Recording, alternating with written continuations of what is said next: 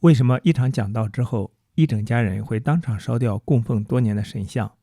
为什么当信徒越来越多，官员却开始警惕，和尚开始反击？为什么几乎每一个传播节点都伴随着圣水、祈祷、治病、驱魔等等这些现象？更关键的是，当信仰的传播伴随着奇迹、权力甚至群体行动，这到底是真理被接受，还是一场正在加速的社会变化？欢迎来到解读中国文化的频道，我们共同查杀掉自己头脑中的中国文化病毒，给大脑升级，做更好的自己。让我们一起文化出埃及。今天我们继续读利玛窦中国札记第5章邵州的光明和阴影。我们已经提到，龙华民神父在邵州城和附近的乡村很勇敢地使基督教从小小的开端发展起来。他所接受的教徒成长为一个有良好教诲的教区，赎罪礼给他们很多人留下了深刻的印象，感到既惊奇又赞美。虽则把自己最隐蔽的思想坦白给另一个人的这种想法，起初无论如何似乎都是人性所不能接受的。人们很难相信，一位神父在星期五就主的受难做了布道之后，他们是以何等谦敬与忠诚的心情敬奉十字架的。邵州的教徒得到良好的教诲，以至于每当被卷入与异教徒展开辩论时，他们总能以胜利告终。他们出于同样的坚贞，也学会了忍受嫉妒者的诋毁，乃至更严重的伤害。看起来似乎人类的敌人从没有停止过干扰我们这个团体。他当时在这里有一位特别的代表，那就是我们在前面已经提到过的那个汉山和尚。他被皇上下令驱逐出北京，流放到广东省。他到这里后，住在离城约20英里的南华寺。因为他是个名人，所以即使是个流放犯，还是吸引了很多的追随者。追随他的教义的人与日俱增，像他之类的人是很容易因受人欢迎而得意忘形的，他也就由此招摇过市。他很了解神父们在做什么，超出了神父们所能意识到的。他还知道神父们盼望着有一天偶像崇拜的活动会动摇和垮台，所以他决定运用他的权威阻止这一个咄咄逼人的危险。但他首先想到，他应该会见这位龙华民神父，弄清楚他是个什么样的人，竟能把人民的希望提升到这样崇高的境界。同时他又保持着自尊心，不肯在外国人来访他之前就去屈尊就教。他不得不策划把拜后颠倒过来，但他的计划是一场空。他收到的回答就和他送去的那份请柬措辞一样粗鲁。神父们认为，在这个国家里，一个圣道的布道者是不宜和既缺乏任何道德责任感又被公认为不讲道理的人打任何交道的。这位和尚完全绝了望，最后决定首先拜访。他来时不仅伪装藏好，而且还抱着中国人流行的错误印象，也就是他要来会见一个没有文化的野蛮人。他听到龙华民神父谈论自然事物以及超出自然之上和与自然相反的事物之后，很担心他的来访将以被一个比他更有学问的人驳倒而告终。于是他说他听到的东西没有什么与他自己教派的教义是大相径庭的。然而神父们著作中对他的伪神所写的猛烈抨击又使他难以忍受，他威胁着要进行报复。在这里我们又可以说，由于上帝元首的及时干预，才消除了一次阴险的恐吓。正在他看来地位十分安全，而全力从事广聚门徒、修建寺院以及支援僧众的时候，皇上再次降旨，把他流放到这个帝国海岸南端的海南岛去了。一个危险度过之后，神父们和整个基督教事业又面临另一个更严重的困难。这个城市的市长得到报告说，基督教的律法规定，凡是基督教的信徒都必须把自己祖先的像烧毁。这在中国人看来是大不敬，这种事在他们的眼里要比在欧洲人看来严重的多。龙华民神父一点也不知道市长得到的报告，却凑巧有个机会去拜访市长。当市长对他谈起这项控告时，他很惊奇地发现，市长大人虽则相信这份诬陷的报告，但决定并不惩罚神父们，而只是告诫他们。这时他劝告龙华民神父避免这种做法，说他可能给一个外国人带来巨大的损害，而一个外国人住在异邦，本该是更加谨慎行事的。这时龙华民神父辩护已经做过的事情，并不否认自己对某些偶像所采取的做法。他说他认为整个知识阶级都赞成废除一切有关保护偶像的律法。这次会晤有很多县府的成员都在场，为了他们的利益，龙华民神父否认曾做过任何伤害祖先的事情。他引用了基督教有关对父母应该尊敬的诫条，继之在两人间进行长时间的严肃辩论。市长既不愿显得被人击败，同时也不甘心被当作是反对传播福音。教徒们觉得这次会晤加强了他们的地位，他们可以说他们的博士不害怕在宫廷上为基督教真理而辩论。所有这类事情都正好发生在那位道理的新官到来的时候。他管辖着邵州和南雄的所有官员，由于担心市里的长官会去拜访那位道理的代表，提出前述的那类控告，所以龙华民神父决定抢先拜访。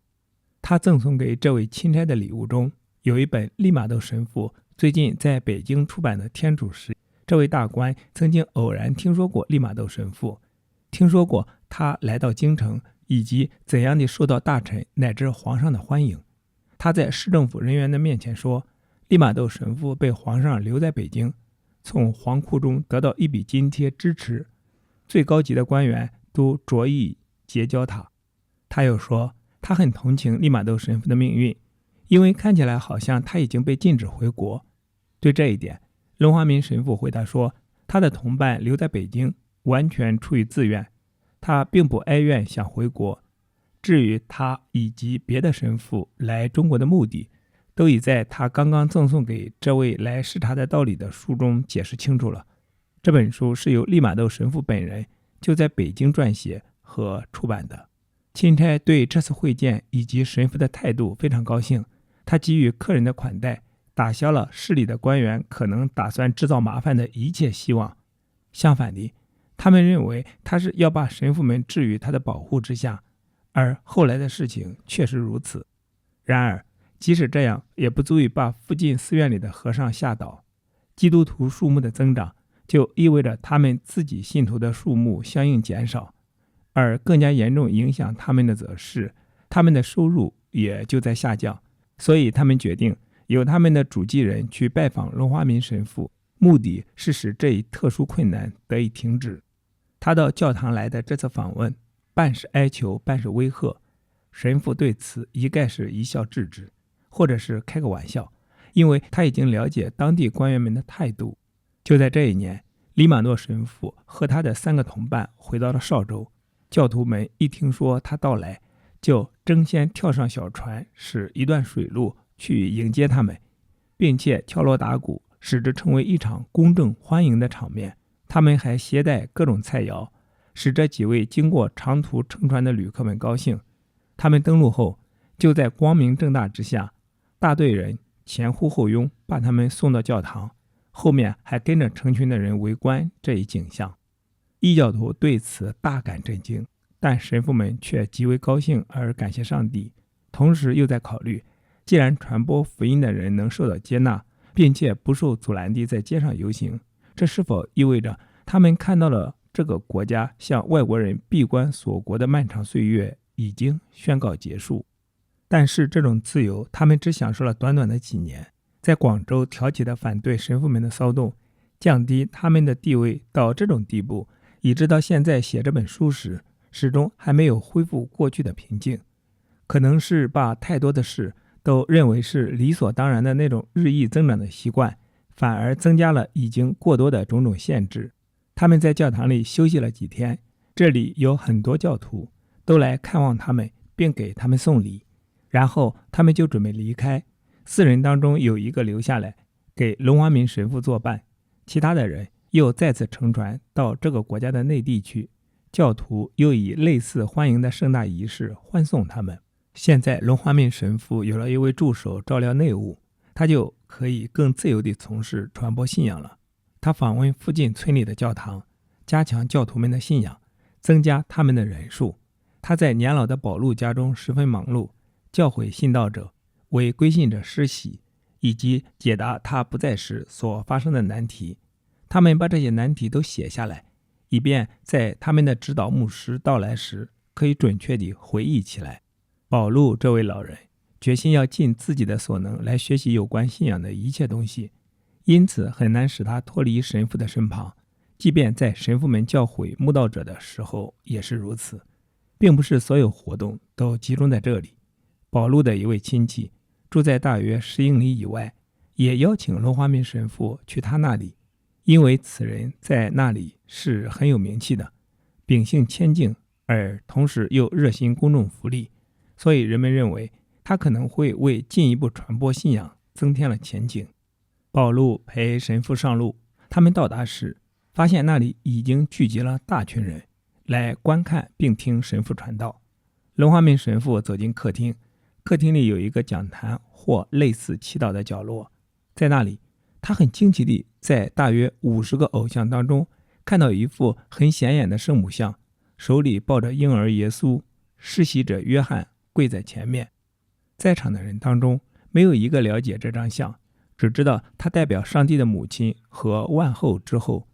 看到这张像，使神父非常欣慰，他形容它是经济中的百合花，并断定这是赠送皇上礼物中的那张像的一份复制品。他便在这个场合选取讲到的内容，讲了神与人以及圣坛的圣礼，并且告诉他们关于施洗者约翰的全部故事。他们听得十分入神，特别喜欢他有关圣母访亲节的故事，还有讲述未出生的约翰如何受到救世主来临的影响。后来这家听众听到讲起基督教信仰的奇迹，都大为感动，以致他们全体包括全家和仆人都决定抛弃他们的偶像而遵循基督。不仅如此，他们还明显地做出憎恨的表示，立即把偶像从供奉的地方取下来，在院子里一把火烧掉，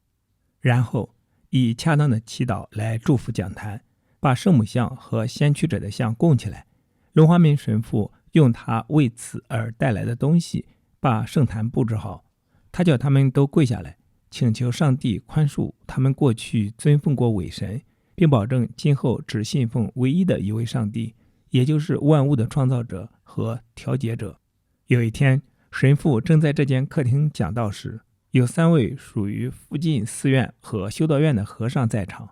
这2处寺院都是神父目前的主人华人修建的。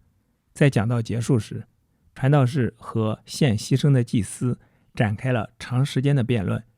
辩论结果，他们的黑暗屈服于他的光明。于是3人都同意，一旦皇上公开下谕恩准，他们就接受基督教的信仰。这种进展使年老的保禄非常开心。那天当寺院的和尚离去时，主人的妻子骂了他们一顿，骂他们在他家里和客人进行了这样不客气的辩论。过了几天，在这次远游的第一次洗礼仪式上，有18个人领了洗并宣誓皈依。主人华人未被接受入教，因为他还受多妻制枷锁的束缚。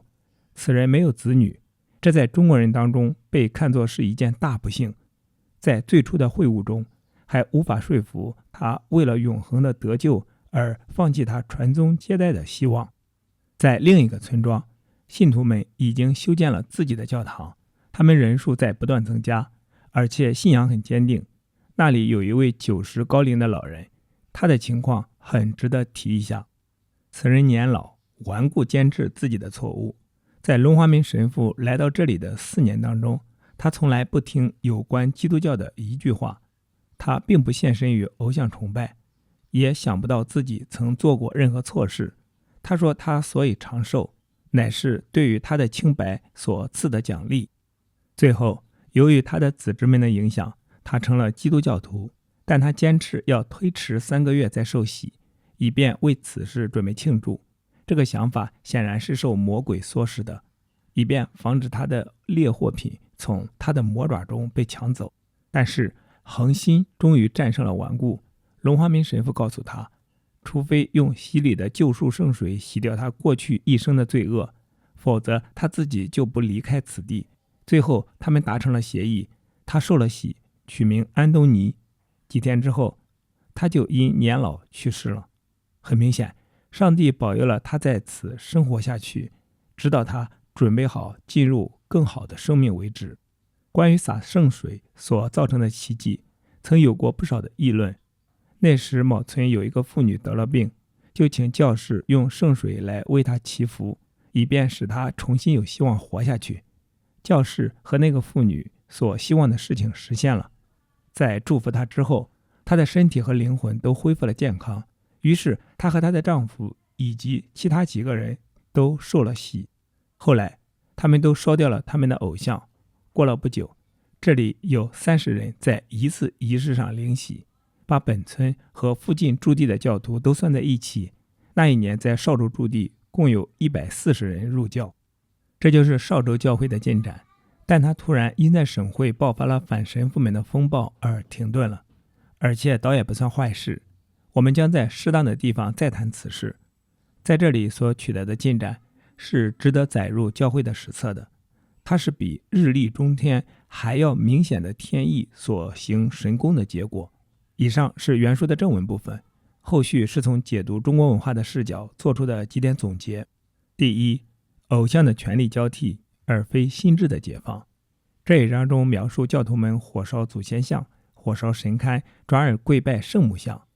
这种火烧后的跪拜，究竟是认清了偶像崇拜的虚妄，还是仅仅完成一次品牌升级？从解读的角度看，如果一个人不理解什么是独立的理性和契约精神，只是因为阳上帝比泥菩萨更有灵验，更有后台，那么这种皈依只是一种精神寄托，转向另一种而已。第二，中国文化的势利眼与传教的统战价值。文中一个细节极具讽刺性，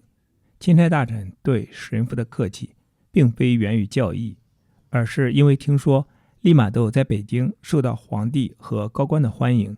这种看北京脸色的地方治理逻辑至今仍是中国文化的底层病毒。传教士们敏锐地捕捉到了中国文化的权力崇拜特性，通过向上社交，从而获得了基层的合法性。